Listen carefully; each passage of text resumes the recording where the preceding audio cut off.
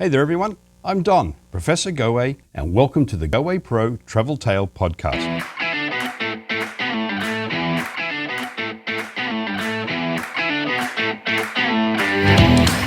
Travel far and travel often. Hello, everyone. Welcome to the GowayPro Travel Tales Podcast. For those watching on our YouTube channel, you might notice something different. There's no guest. Visually, there's no guest. Because we're having some technical problems with Jodi's camera. She sees it on her end, but I don't see it at my end. But because this is a podcast, we don't really need to see Jodi's face. You don't need to see my face either.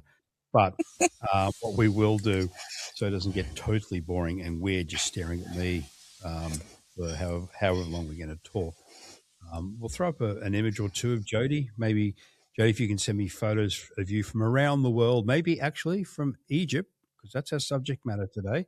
And then we can have that rotating through. So at least visually, people out there won't be too bored. So on that note, our special guest today is Jodi Hartnell.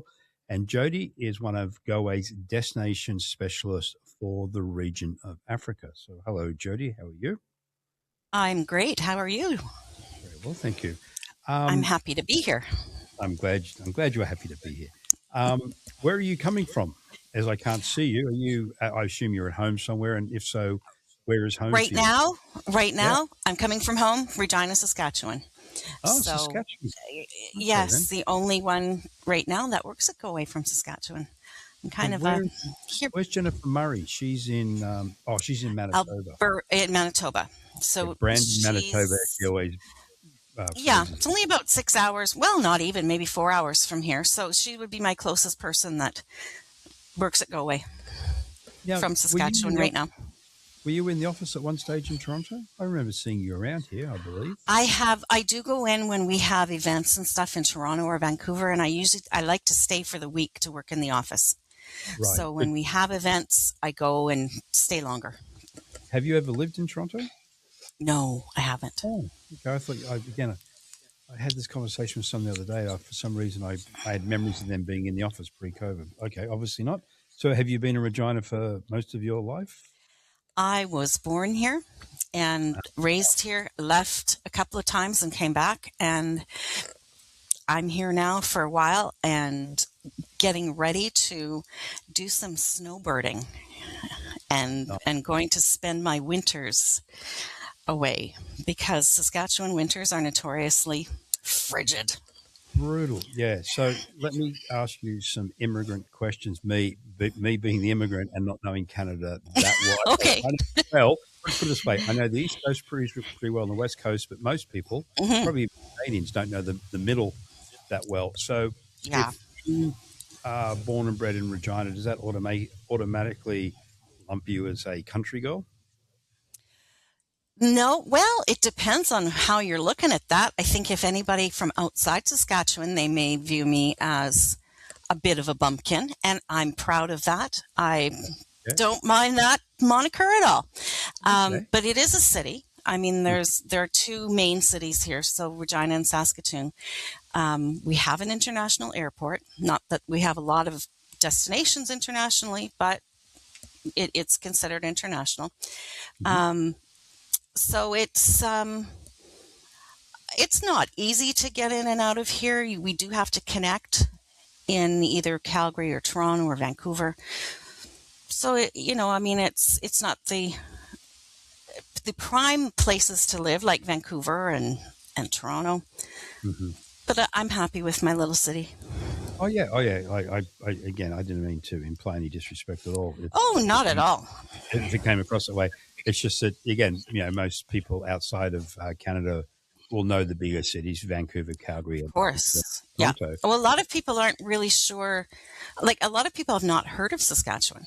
So there's that. And, they might have an idea of that in Manitoba. And it's like, it's in the middle somewhere. They know it's there, but just not necessarily exactly where it is. So I usually tell people right above North Dakota and Montana. Oh, there we go. For our American listeners who may not know. Canadian geography. So we're recording this in coming up to the end of July, early August, 2026. And I remember speaking to Jennifer. Again, Jennifer's in Manitoba, and she's one of our group's people, and I saw on the news that Manitoba about a month ago were being hit by heavy floods, and most people will know Hmm.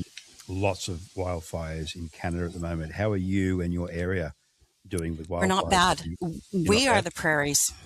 So right? we don't get the fire so much. We get a lot of smoke coming Hmm. in from BC and Washington. Right. Um, of course, everything pretty much moves west to east. So Yeah. what Yeah. we see here today, Jennifer will see tomorrow, and you guys will see a day or two after that. But the smoke hasn't been too bad here lately. I think that they're more in the eastern region right now, which is pretty devastating. We've had Yeah. them the last couple of years, and it can be really bad. Yeah. So yeah, definitely Northern Ontario, where I am at, Yeah, or Ontario, so I think Toronto. yeah, Yeah. they're the worst ones this year for sure. Yeah. Two of my boys are coming down from north of Prince George from tree planting. They're heading over to Vancouver. The season's over, and their drive, they're having to sort of, not in any great way, but they've been very conscious and having to dodge wildfires with Yeah, that as well. you So, do have to be very careful when you're going through there. I know. Well, I yeah, yeah. hope they do okay driving. Yeah. Yeah, no, they made it into Kamloops last night, Good, funny, good. Okay, another funny sounding city in Canada, and they're heading off to Vancouver, or they're probably good. arriving in Vancouver very soon. They will be so almost there when you hit Kamloops, so that's good. Exactly. Now, you mentioned you're going to start doing some snowbirding. Would I any of am. that snowboarding happen to be on our subject matter today, Egypt? It is. Oh, it It is. is. It is. I All right. will. I'm going to start heading out and doing my winter months in Egypt. I have very close friends there that they're more like family there. And the weather is beautiful and perfect for me. And there's no snow and ice, which Yeah. is like neon sign bonus for me. And I have been going back and forth to Egypt for about 20 years. And Okay. so it's just kind of another step that I'm going to try doing the daily living there Wow. and, Okay. you know, So staying. I sort of segued that question thinking, like, ha ha ha, yeah, I won't live in Egypt. And I was thinking, oh, yeah, I'm going to go to Florida or somewhere else. And Nope. here you are. You are actually going Yep, to do some full I time am. stuff in Egypt. Okay. So you mentioned 20 years you've been involved with Egypt. So let's get a bit of a background on you and Goway and your expertise in the Africa area and in this instance, Egypt. So has your involvement been literally through selling Egypt with Goway and anyone else? Or you mentioned you have some close friends there. What's the tie to Yep. Egypt for you?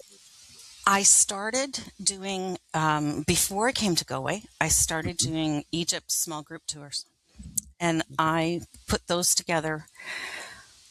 Oh gosh, probably it's been 15 to 20 years now. I was a travel agent, like many of the viewers today, and I just wanted to do something different. And I started putting these programs together, and it became very, very successful. And we ran them year after year. And that was, in my first year or two there, how I met a lot of people through business and guiding and things like that, and just became very good friends. And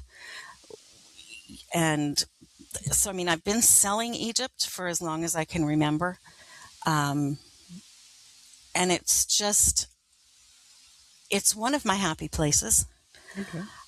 I very much love it. The history is incredible. I love the people, and the cost of living is quite reasonable. Oh, really? Yeah, so there's not there. I mean, every place has some drawbacks. Yeah, of course. Yeah. Anybody that's been to Egypt understands the traffic is a drawback.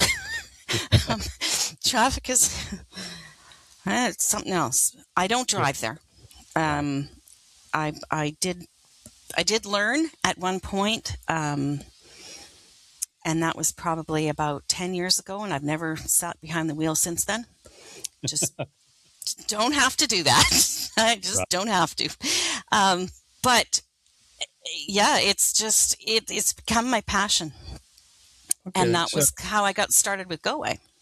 Oh, okay. Oh, so you came in with that sort of Egypt knowledge as your base, and then obviously expanded on Yes. to African countries. Okay, then. Yes. I came in with the Africa, the Middle East in general. Okay. Um, I met one of the BDMs at a conference that I was attending, and got talking to him, and he said that he would they like to have me speak to somebody from the Africa department. He thought that my experience would be very well used, and so that was kind of how it started. And One- I love Goway. I don't know why I didn't come sooner. I love working here. Oh, well, that's it.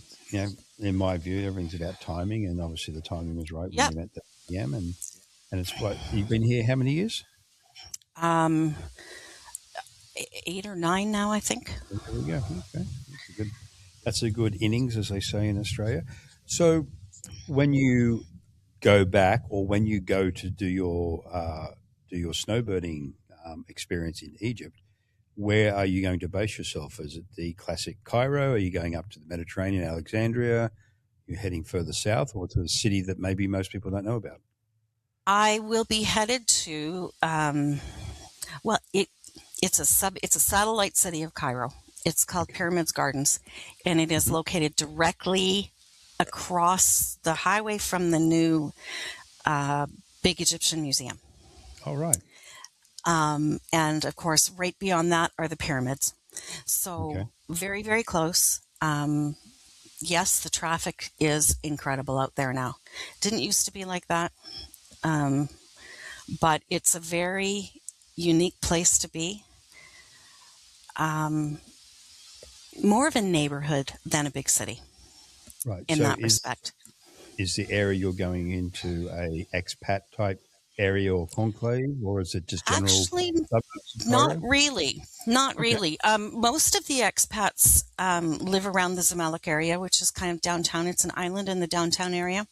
Hmm. And there are a lot of embassies down there. A lot of the major banks, the oil companies and stuff are in there. The pyramids are outside. They're in Giza.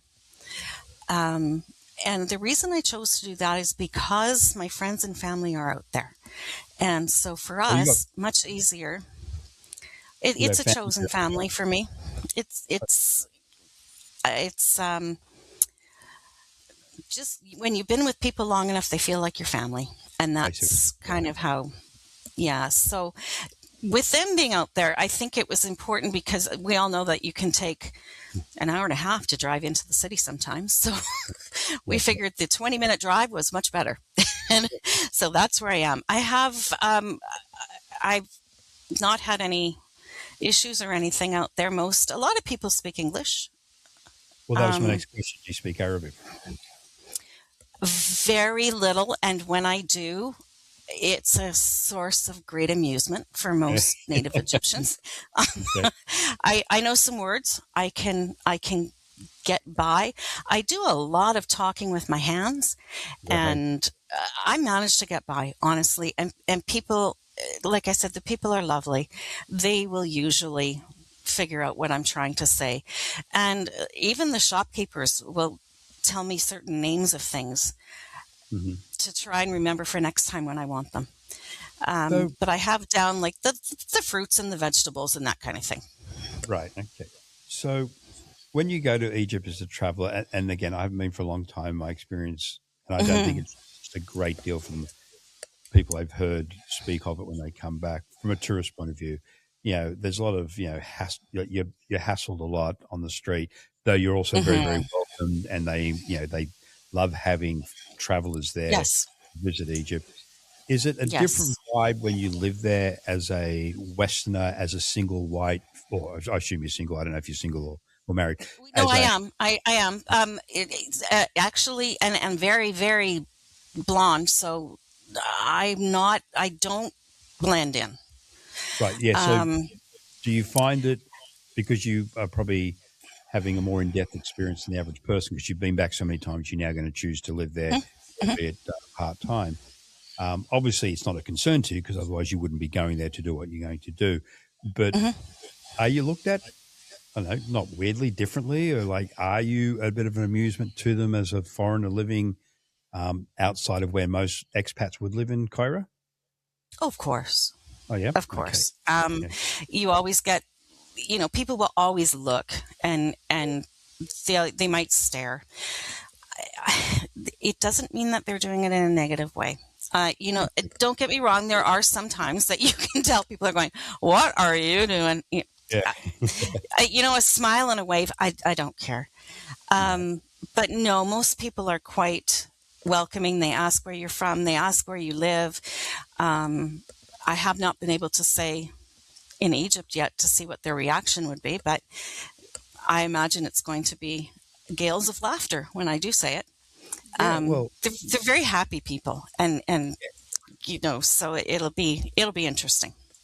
yeah, that's for sure. And again, I'm just curious because, anyone who's different in a country, it doesn't mean you're being stared at for the wrong reasons because you are different. Yeah. And Oh, and for it's just, sure. And you are, right? I mean, it's no secret. I can look around and see the same thing.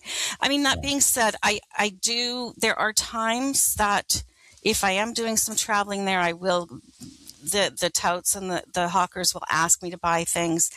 I also kind of have the body language down a little bit so that many times they just pass me by.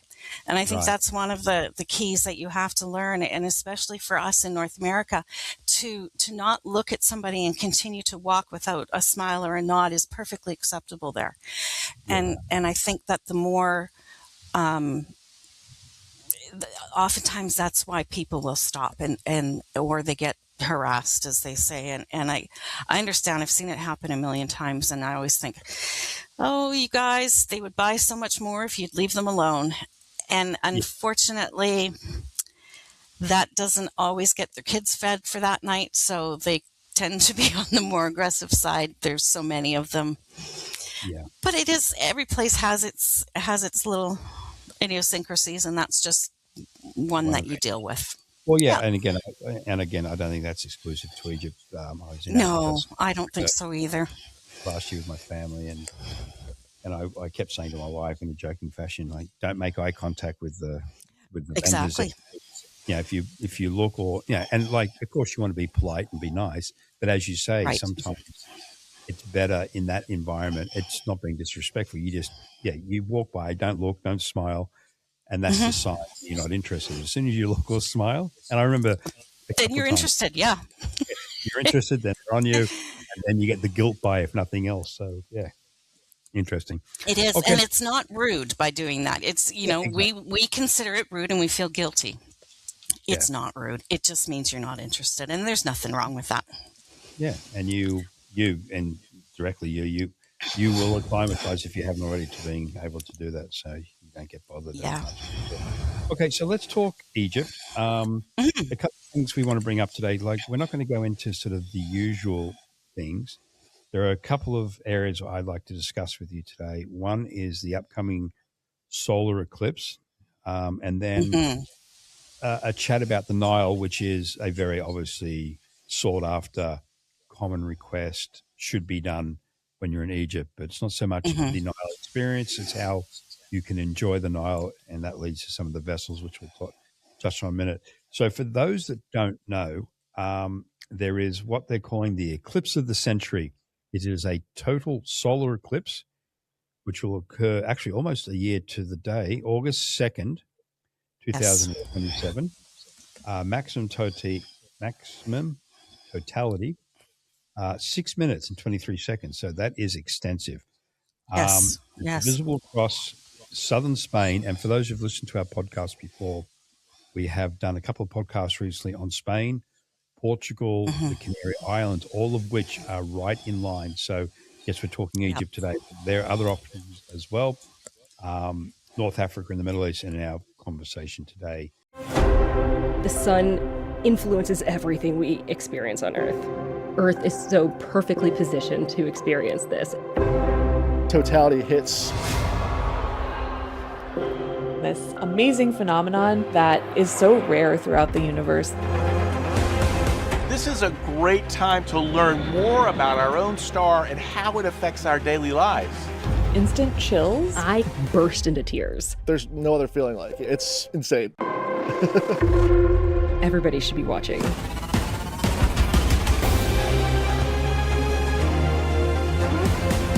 Egypt. Now, Goway has put together, for those watching, I've got to put on my glasses, a trip for this. It's called Chasing Totality, Egypt and the Red Sea, 27.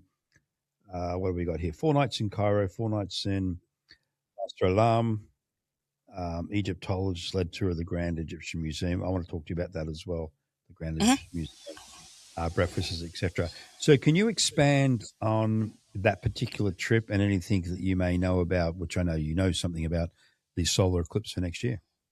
Yes. We have our product manager, Angela, managed to put this together and kind of do it's kind of a bit of a double holiday, because the actual full totality is a little bit south of Luxor on the Nile. There will be ships that are there. The ships are full. The boats are packed full. The land is packed full in Luxor. It's going to be absolutely insane. So what she did is she took us out a little bit over to the Red Sea, to Marsa Alam. Okay. And they will still have almost complete totality over there. However, being on the sea, and Marsa Alam is a smaller place than the usual Sharm el Sheikhs and that kind of thing, tourism-wise. And so it will be not as many people, which will be lovely. And they will also get the beautiful water. The water is absolutely stunning down that way, even better than Sharm and Hurghada, just not as used. And so it's kind of, to me, I think it's one of the best packages I've seen that's been put together, as far as a little bit of beach, and then of course the stay in Cairo as well as the city. And with the eclipse being, she's got stuff organized for that. And the itinerary, of course, is online on our website. Mm-hmm. And so people can go on there and see what it is. The resorts are beautiful resorts. And I kind of think I might go. Well, there you go. So, you never know. You never know if you're going to be there, for sure. So just a couple of things on this in general. For those who don't know, our travel partners out there, which I'm sure many of you do, solar eclipses or eclipses of any description are always very, very popular. Just prior to COVID, I was organizing a charter for a trip to Antarctica, because there was a solar eclipse where you were going to have totality down the Antarctica waters. And that all fell through, obviously, because of COVID. But the point is, and I think Ms. Jodi's alluded to there, that most of the, if not all the Nile boats around Luxor are full or will be full very soon. This is actually... They've actually been full for a long time. Well, there you go. That's my point. That this experience is very, very popular with people. And correct me if I'm wrong, Jodi, this tour, though, we have guaranteed space and there is still space available. Yes. Okay. Yes, she was able to block rooms for it, which is incredible. There were a lot of tour companies. Egypt has a lot of different tour operators, and so many of them blocked the space, a year and a half in advance, as soon as they sort of announced this. And it made it very difficult for anybody else getting in there. So, Angela went and thought outside the box a little bit, and she managed to get the space, and I'm really glad she did. Yeah. So there you go. Again, for those listening in, Chasing Totality, Egypt and the Red Sea. It's on our website. We have space. We have guaranteed space. So if you do have clients that are coming to you about the solar eclipse, then you've got space if you can get in there quickly enough. Or if you want to mention to clients that you have out there that may be interested in it as well. And as a complete side note, prior to me organizing our charter for the Antarctica way back when, I had just previously, actually the reason it came, that's right, the reason I did it, because I just read a book, and I pulled it up in front of me here on my laptop. It's called The Sun's Heartbeat and Other Stories from the Life of the Star That Powers Our Planet. It's a book by a gentleman called Bob Berman, and we're actually going to have Bob on our trip. He's going to be our guest guide, because this book is, if you're into the sun and the stars and everything else, this book is amazing. Right. And it goes through a lot of lunar eclipse, solar eclipses, everything behind. It's a really easy to read book. And that's, I think in that book, it had made mention of the cycles, and the next one was coming up soon. That's for why I got an Antarctica one. But I found it fascinating, and then learnt that it's like everything out there. There's groups of people who are into everything, and solar eclipses. Oh, yeah. That's a complete aside. The sun's heartbeat, if anyone wants to have a really good read about the sun itself, and again, back to the sort of business in hand, chasing totality in probably mid-July, departure for the August 2nd solar eclipse in Egypt. Now, as you mentioned, and it's in my notes here, the prime viewing for the solar eclipse is Luxor, Egypt. Now, Luxor is southern Egypt. So Right. I'm going to segue now into Nile options. And you've mentioned, unfortunately, for the Nile cruises, unless it's a last-minute cancellation for the solar eclipse, Right. they're all booked out. So, unfortunately, it's unlikely anyone out there is going to get that spot. Never know. Give us a call if you do get the inquiry. We may get lucky. But when it comes to a Nile cruise, I think the average person who may not know the geography of Egypt that well would immediately think Nile cruises are in and around Cairo, which I think they are as well, but they also run the extent of the river, which is quite long, from the upper Egypt. I can remember how it's anyway, southern Egypt all the way to the Mediterranean. The Nile runs that length. Well, the Nile actually starts in Lake Victoria in Uganda. So my question is, it's a very bumbly roundabout way to ask you, where do most Nile cruises start and or finish, and what are your options from start or finish points for a Nile cruise? Okay, there are lots actually. Of course, as you said, the Nile runs north to south, and literally north to south. There are very few boats going out of Cairo right now. In the last few years, we've had a lot of, like everywhere else, there's changes in the climate, and it's changed the water levels, and so the boats going down. There also is very little between Cairo and Luxor as far as stops. And so they do tend to now, the majority, and I'm going to say probably 97, 98% of them will depart from depart from Luxor and sail down towards Aswan. Now, one of the odd things about Egypt, and it goes back to the ancient Egypt days, is that the southern part of Egypt is called Upper Egypt. Yeah, that's why I was getting confused, yeah. Right. The northern part is called Lower Egypt because you always went towards the sun. Right. And so all of the cruising then is done in Upper Egypt. So there are 4-day cruises, there are 3-day cruises, and you can do 7 days. You can go Luxor to Aswan, which is a 4-day. It's actually 4-night, 5-day. You can go Aswan to Luxor, which is 3 nights and 4 days, and it is packed 4 full days because you are packing into 4 days, but the others pack into 5. So it can be very busy. And then if you really want to take your time and enjoy yourself, and this is what I do, is 7 days. And one thing that's nice with the Nile, when it does run north to south, and actually with any river cruising, very little wake. There's very little rock action on the boats. A lot of people are very adverse to taking cruises just because they're not sure about the action. Will they feel sick? I can almost guarantee that they would never know that they're on the water unless you're looking out the window, because it's that steady. There is no need for stabilizers anywhere. An interesting thing with Nile cruise boats as well is that their pilots have, even now, they come into piloting boats generationally.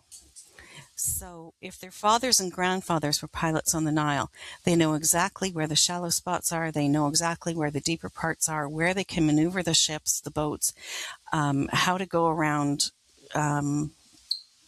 this area and to get into that area.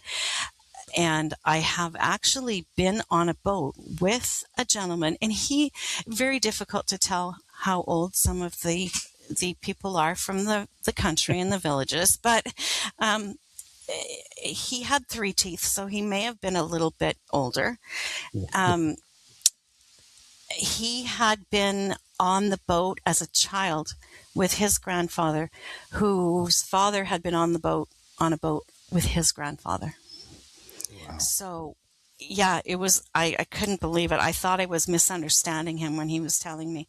But so they have 5 generations of piloting these boats up and down the Nile. So that would have been way back in the days when, some of the discoveries were made I was going to down say, in. that takes it back pre-World War Yeah, One, before Howard Carter and absolutely. discovery I was going to Tutankhamun. say Howard Yeah, Carter would have been, in the Valley of the Kings at that point, which is yeah, yeah. absolutely fascinating. And then, also down in Abu Simbel, there was a lot of action that happened down there. They had to move it out when the Nile started to flood. There are cruises on Lake Nasser, which is just across the high dam in Aswan. So if you were to do a cruise from Luxor to Aswan, you would be on for 4 nights, and then you would do from Aswan to Abu Simbel. That is another 4 nights on Lake Nasser. Very, very few things on Lake Nasser. If anybody is going for stargazing, anything like that, it has got to be probably the most perfect place to do that because it is black at night. Okay. And you can see 100 shooting stars a night. Wow. I had never seen anything like it.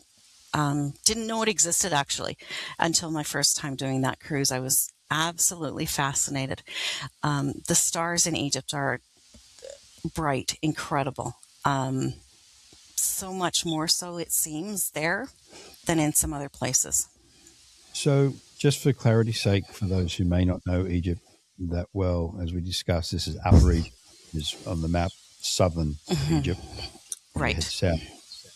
And Aswan, as you mentioned, down to Abu Simbel. That's where the dam was built, and they flooded this valley, which I'm looking at a map here, and you can see how it expands. And Abu Simbel, I think it was, I'm not sure when, probably 20s or 30s, maybe a bit later.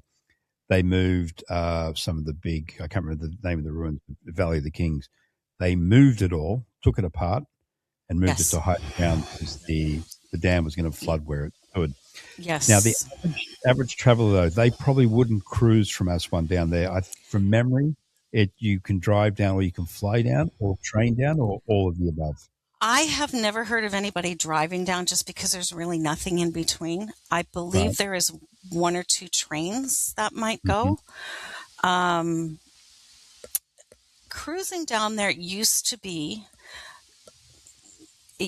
more popular, probably before the revolution. A lot of Mm-hmm. people were kind of picking up on that Lake Nasser thing. Lake Nasser is also actually well known for its fishing. A lot of people go in for the giant fish in that area.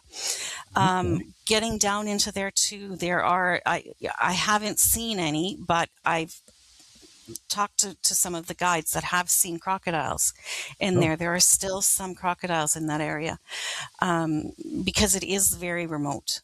And I mean really remote. so Abu what's Simbel the? itself Yep. is only 23 kilometers from the Sudan border. So it Yes. is the very southern part of Of Egypt. Egypt. Yeah. So on average, when you are building a trip for someone and they've done their Nile cruise, hmm assuming it's from Luxor to Aswan South, do you then fly them down to Abu Simbel? Is that the normal way of connecting these two areas? Yes, yes. A lot of people want to go down, of course, to see it. I mean, it is one of the most iconic sites in Egypt that's been used in film and talked about, and people know about them moving it out of the Nile piece by piece. Yeah. And so it's done as a day tour, and it actually Yeah. only takes about half a day to do it. So flying in, there are other tours that drive in, and that is slightly more inexpensive than doing the flights. If people want to take the time, it does take pretty much all day. It's a long drive in, basically through the sand, and then out again. So I can remember my first time driving, I had people asking, "What's that over there?" Sand. "Oh, what's that over there?" More sand. It was, you kind of see as you do get a little bit of that oasis feeling driving through there. But it's so vastly different from how it is here. You find it interesting. Right. So in general terms, a average best of trip to Egypt would be in and around Cairo, the pyramids, of course, the new museum, which I'll ask you about in a moment. Then they would fly down to Luxor, probably, Valley of the Kings, etc., etc. Then they do their Nile cruise to Aswan, and then fly down to Abu Simbel, and then fly back to Cairo. That would be a very standard structured itinerary for Egypt, correct? Absolutely. And then if people have the time, I do get a lot of requests to put a little beach extension on at the end.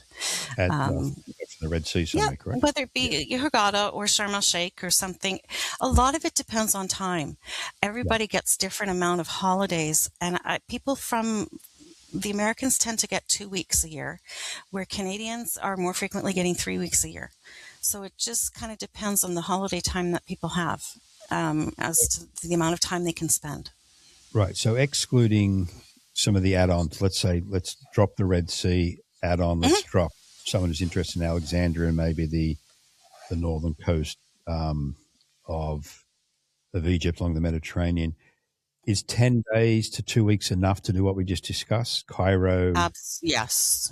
You could, the classic Egypt tour that we have, that's exactly that. The pyramids, the museum, the cruise, coming back to Cairo is 9 days. 9 days, okay. So, And so, it's plenty of time. And the fly time, of course, you lose a day going over, so you would end up with 10 days. Yeah, okay, of course, yeah. And then, as you say, if you wanted to, you could add on Red Sea for some downtime, head up to Alexandria for some more history. When I was there forever ago, I can't remember what it's called now. I'm a military buff, and there's a famous El Alamein. El Alamein. Yeah. I drove up there to see the battlefield and the graves of That's actually on the way in between. You can stop in between Cairo and Alexandria. I have a little group doing that. In November. They sort of do a little bit of a detour and swing around, and they'll stop at El Alamein. There are actually a lot of people who have, historically grandfathers, great-grandfathers that fought in El Alamein. My grandfather actually has a medal from there. And so my grandfather was actually in Egypt before I ever was.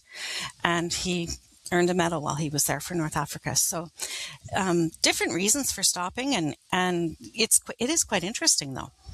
Yeah, it's very interesting for those who don't know. That's basically where the Allies turned the German forces back as they were marching towards. That was the goal, to get Alexandria and Cairo, and the combined forces, primarily Commonwealth, British, Canadian, Australian forces for the most part, stopped them and turned them around. And again, as an Australian historian myself, Cairo has always been fascinating for me or Cairo itself, like Egyptian history, goes without saying. I think it's one of it's like Peru. You mentioned Machu Picchu. Yep, easy. Galapagos, Ecuador, Egypt, pyramids, and Egyptian history. It sort of sells itself. But for the Australians, we have some Aussies out there. Those who may not know, when during the First World War, when the Australians were heading over to France to fight, they were redirected into Cairo, and they based themselves in Cairo before they were asked to go off to Turkey and Gallipoli and fight there. So Cairo, and actually the Sinai in the Middle East, has a lot of connections to Australian military as well. So we're expanding from Egypt here in our conversation. But yeah, there's a lot of modern history as well as the ancient history. On that note, there are actually a lot of tourism from Australia is quite big. They do a vast majority percentage from Australia. So a lot of people interested in that. One of their bigger attractions is for Australians. Yeah, there's a lot of Australians don't know. Well, it might have changed when I was growing up. A lot of Australians didn't know, but we have a lot of ties historically. Again, modern history, I mean, into the Middle East, which in Israel as it is now. It was Palestine during World War I, etc. Anyway, I am digressing into other areas of conversation, which we're not here to talk about. But I do want to talk about, from a historical point of view, I can't remember the correct name for it. Like the Grand Egyptian Museum has recently opened, I believe, only in the last 6 months. It opened in November, actually. Right. Yeah, they promised us for the last 5 years that it was going to open. And of course, they've been working on it forever, haven't they? For as long as I can remember, actually, they've been working on it. Yeah. Have you yet to see they were getting... No, I haven't. No. So when you go over the last time I was there, one of my coworkers came with me, Vanessa, and that was the day that I wasn't feeling all that great, and I thought it's probably not best to go to a museum right now. Right. So she went and loved it. She said it was the most incredible place she'd visited. She would have stayed for hours longer. Yeah, again, by all accounts, they've spared no expense, and no, it was. Like I've seen photos only, but it looks absolutely like its subject matter is easy to impress. Let alone you then put it in an environment which just makes it even. Yes, and I mean anything is better with interactive displays, of course, and they have lots of those. And yeah, so she was very impressed, and from everything that I've heard, where we are located, we knew they were getting serious when the lights were on 24 hours a day. So they had big construction lights, and it was almost brighter than the sun, actually. And they stayed on all the time. And so interesting to see the progress on it. It is 5 million square feet. Wow. Which is kind of beyond my brain comprehension. I don't. So I mean, how would you ever? Located? Like, is it located in the vicinity of the pyramids? Is it more down? Yes, it is on. It's there is a highway. The Cairo Alexandria Desert Road is kind of beside it. I mean, it was one of the places where they had room, and so they headed out towards the satellite cities for that reason, because it was going to be so big. They needed room for it.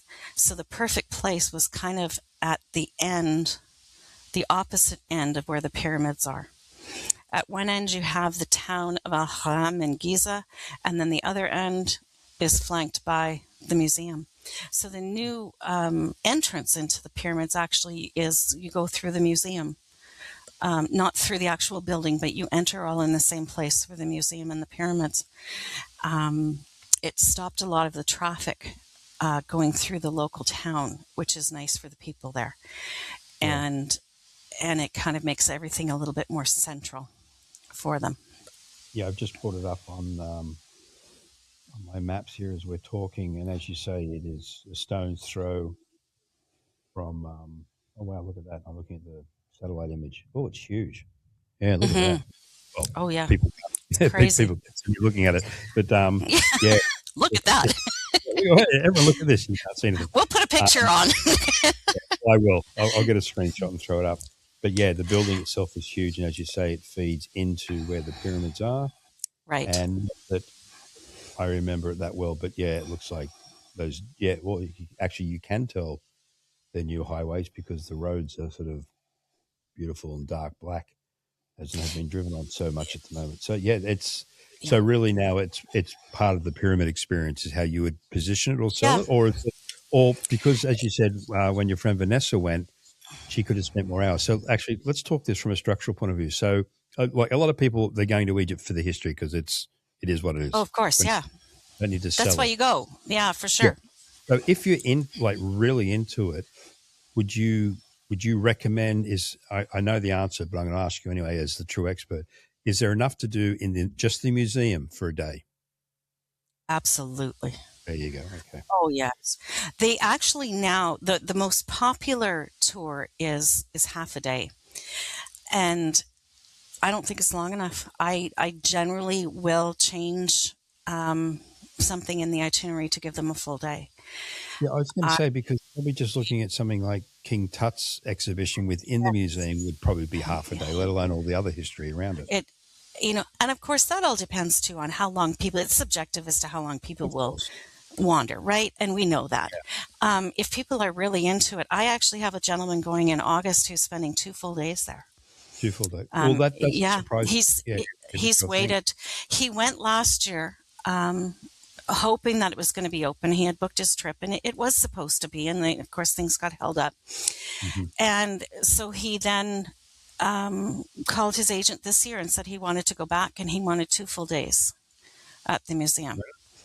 Okay. So, I mean, he will likely come back and say that there was probably still more time he could have spent in it. It is subjective. I personally, with all the interactive exhibits, and I could easily do a day, I think. Yeah. Oh, yeah. I'm definitely I'm into it. I'm not probably crazy into it, but I think for me, I'd be planning on a day just the museum itself. Right. Now that leads me to the next questions. I know we're sort of getting into the core of a trip to Egypt, but I'm sort of interested in this, and as you're much closer to it than I am. When I did it forever ago, you could enter the main pyramid, Cheops, I think it is, and you could walk through the king or the queen's chamber. Like you could literally climb up the stairs in the guts of the pyramids. Now that was then, in this day and age, my experiences of seeing ruins in Central America and South America. When I led groups, you could get a lot more access back then. Now a lot of these things are closed off because unfortunately people damage them, graffiti them, and they have to design things, one, to preserve them, and two, for the lowest common denominator out there. Are the pyramids restricted in any way these days? Can you only see them from outside? Like how close, how intimate can you get with the pyramids? No, you can still enter the biggest pyramid, the Khufu pyramid. You can. Okay. It is. We do forewarn people ahead of time, though. It is a very, of course, back in the day, people were much smaller than they are now, and even though the passage has been expanded, it still reflects it, and it's very tight. Going down one side, you're walking downhill, and coming out, you're walking uphill a little bit, and it's shoulder to shoulder. It's tight. Yeah. I do remember. Yeah, not a lot down at the end, although I didn't really need to see anything to just think I was in a pyramid. Well, I must admit, when I did it forever ago, what you see on the inside, and then finally, is it the king's or the queen's chamber? I can't remember whose it is. But anyway, when you get to the central chamber, it's not like you see in documentaries in the Valley of the Kings of paintings and hieroglyphics everywhere. It's basically a passageway up, and then the chamber, which is stunning in itself because it's just so finely put together and whatnot.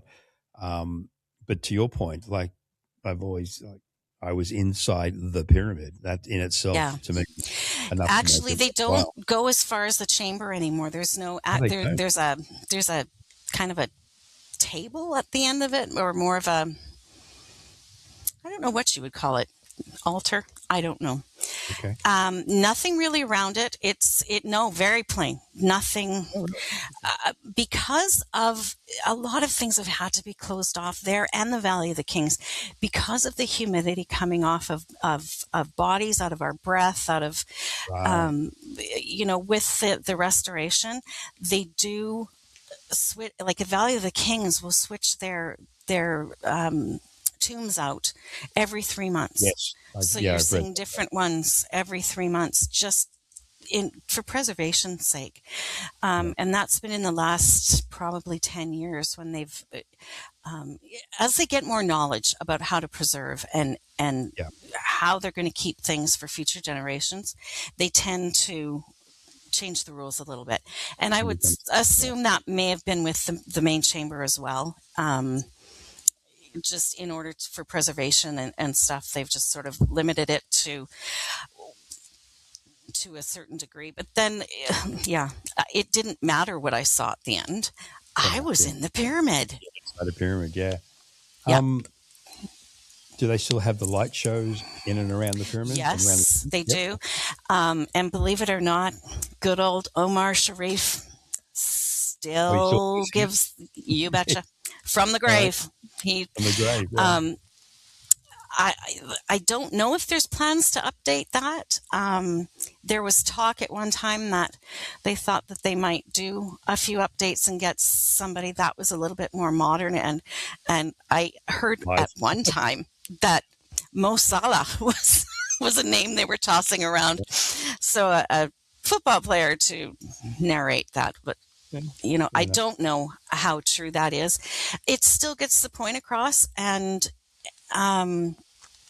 it's certainly not a Disney production by any stretch, but it's interesting.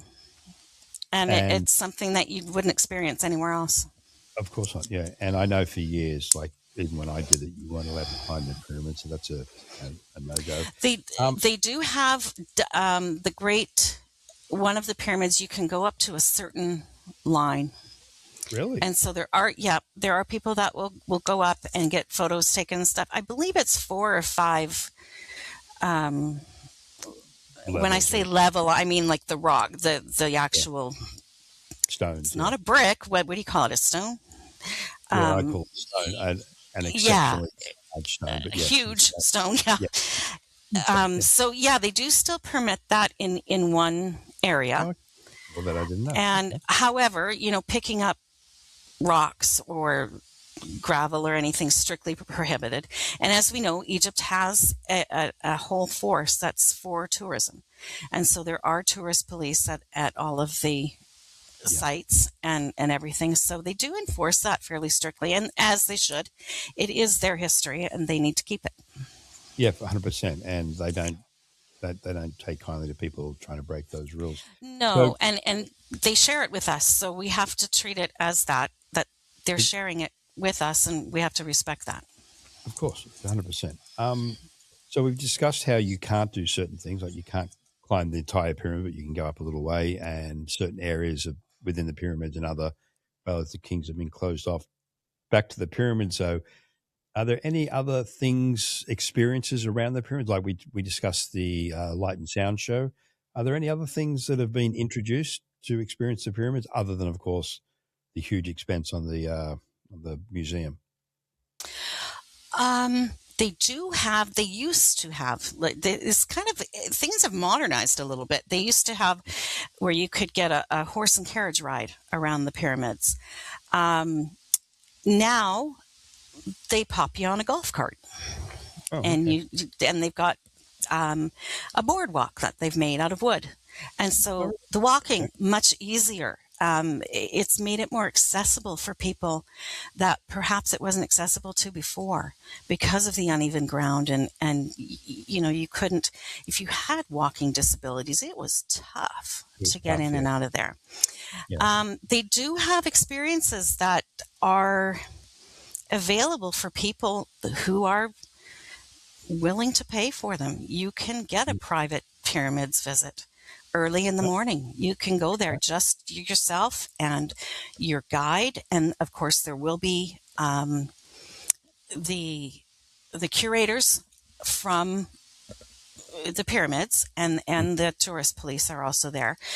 I've done that many times with groups where there was 14 or 15 people and the staff, and we were the only ones there.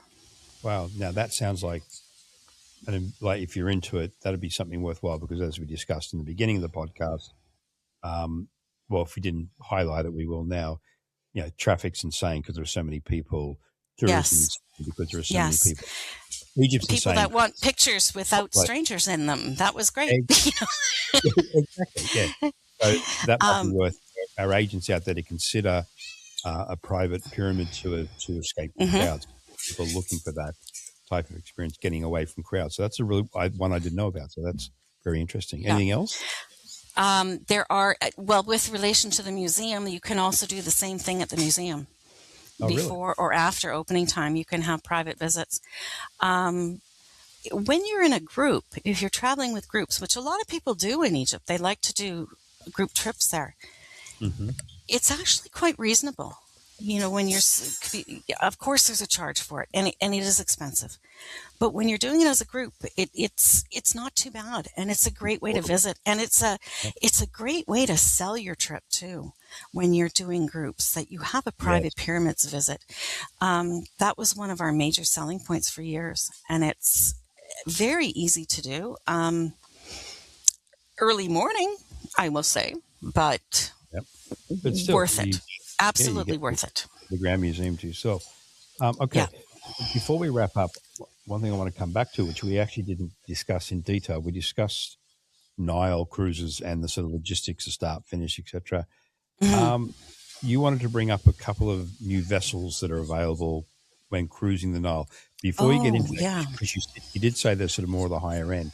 So before we get into some details on those ones, if someone doesn't have that type of budget, you can still cruise the traditional dhows up and down the Nile, I would guess, and there would be 3 and 4 star budget options as well as the high end budgets. Yes, we don't book a lot of that. They don't tend to be a product that.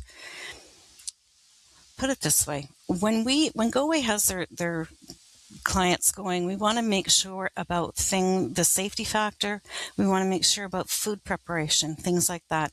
We can do that with, we do have a good selection of boats. There are some that aren't quite as high end, but they still have those factors. They still have great guides aboard them. Fantastic food. You don't have to worry about the safety, the preparation.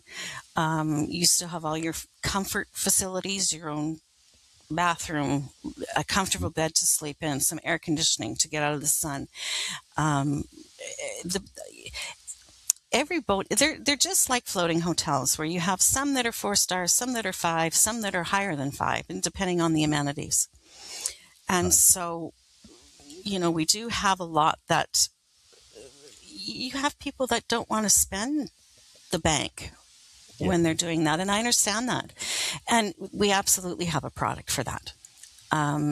There are also, one thing that we do offer is the dahabiyas. And those are a traditional sailing vessel with cabins that usually, they sleep anywhere from 12 to 15 people.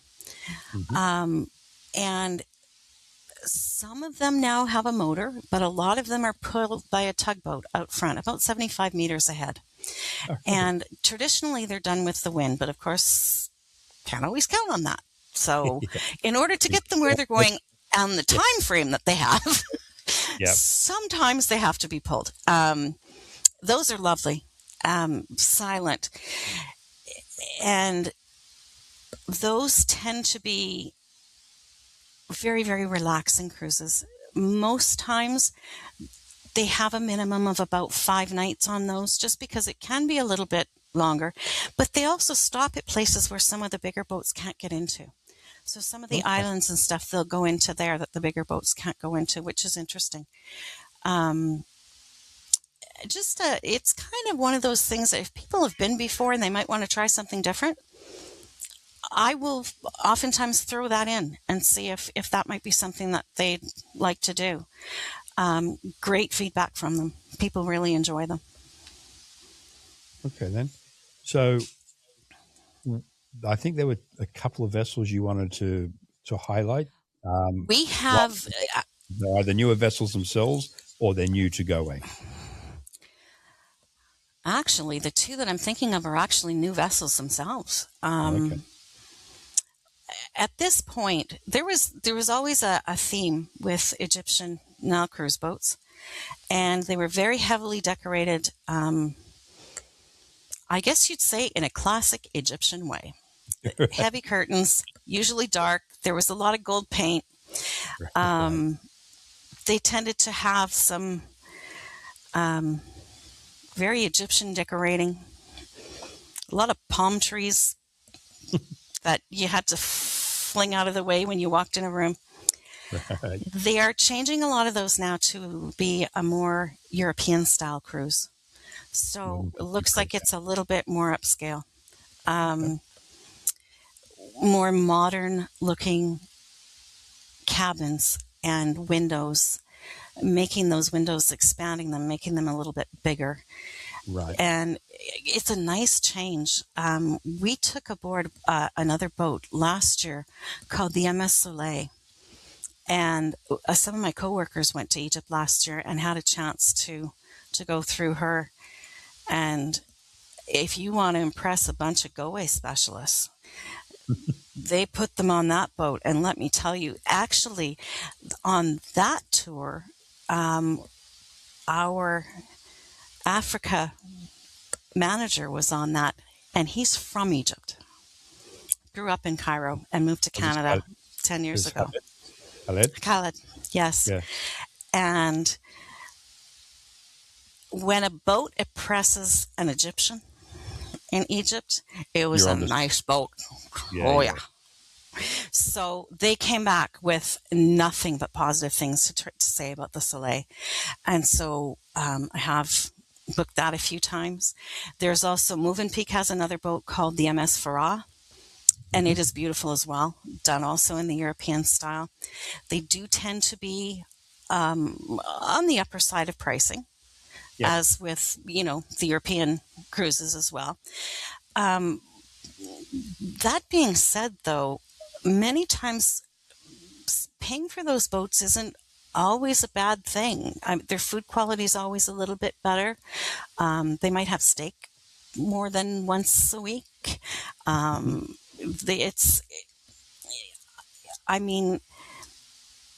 these I cruises just love cruising the Nile. I just would be there all the time. So these cruises are structured like a Galapagos or Amazon in that the fee you pay is pretty much all inclusive. All your shore excursions, your food, your entertainment on board, etc. Right.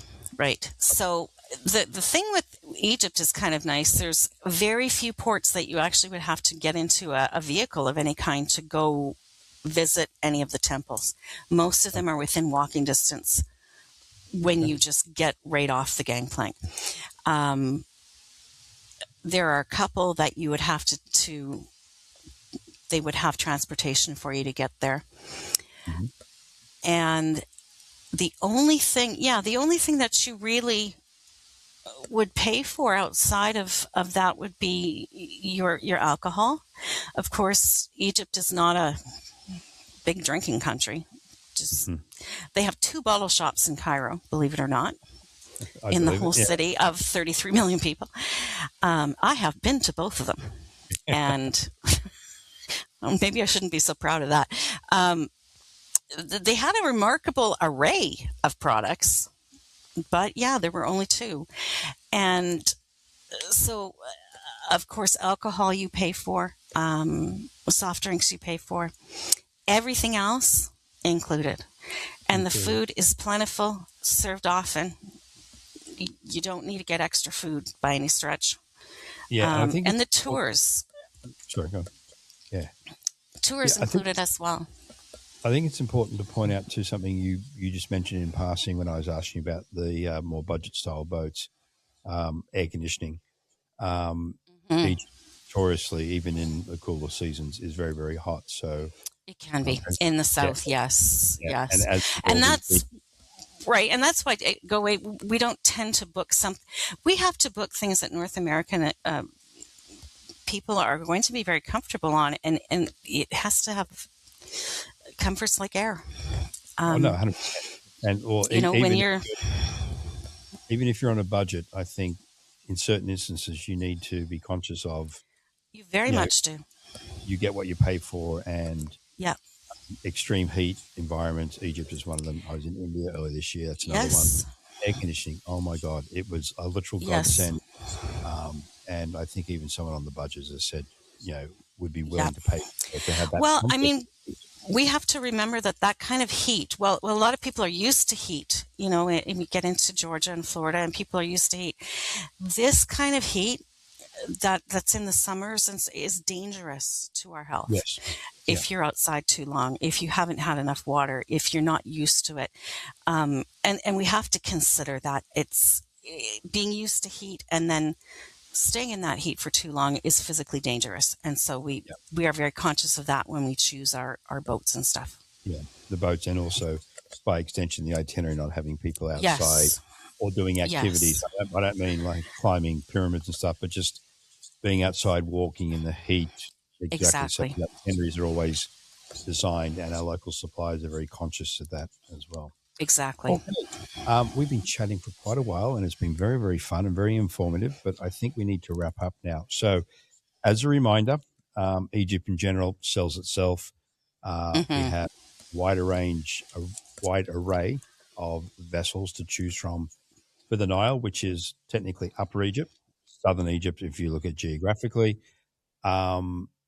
And more importantly, and I say importantly because of time and space, is the solar eclipse for next year. August 2nd is the official day of, but Goway has the Chasing Totality, Egypt and Red Sea solar eclipse trip with guaranteed space, with space available now. So please, you can give Jodi a call directly out there, or you can call your Africa destination specialist that you work with on a normal basis and confirm your space. Actually, Jodi, on that point, how many people does this trip, or how much space do we have held? Do you know off the top of your head? I believe that she was able to get 6 rooms per resort at Per the resort? sea. Okay, so there you go. That's not I a lot of think space. that I'm not positive of, but I mean, and I'm not sure what's booked even. I haven't looked lately to see how many have been taken, but we do have space now for them. Yeah. So we have space, but even we don't have a lot of Yeah. space. So if Not you tons. Yeah.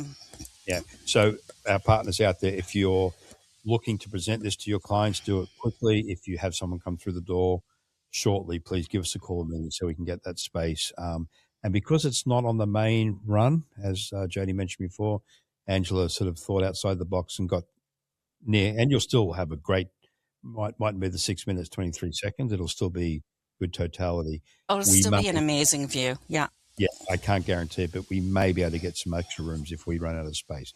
In short, give Jodi or someone on the African team a call if you have a solar eclipse inquiry or you want to chase down one of your clients for this, and we will see if we can make it happen for you. So on that note, I'd like to thank Jodi for her time and the beautiful black screen, which is Jodi. We would have You're put up some welcome. photos. Yeah, we would have put up some photos, so you would know who the voice belongs to by the images put up there.